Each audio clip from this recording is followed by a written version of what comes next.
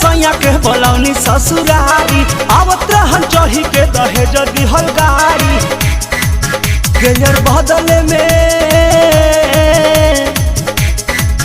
gear बदले में टूटल बा चैनवा त गिरल बा सजनवा ए सखी मोटरसाइकिल के टूटल बा चैनवा त गिरल बा सजनवा ए सखी पहिला बेरा सैया के बोलौनी ससुरारी आवत रहन चढ़ी के दहेज दिहल गाड़ी गेयर बदले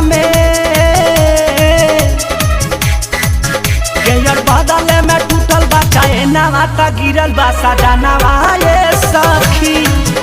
अरे साइकिल के टूटल बा चैनवा त गिरल बा सजनवा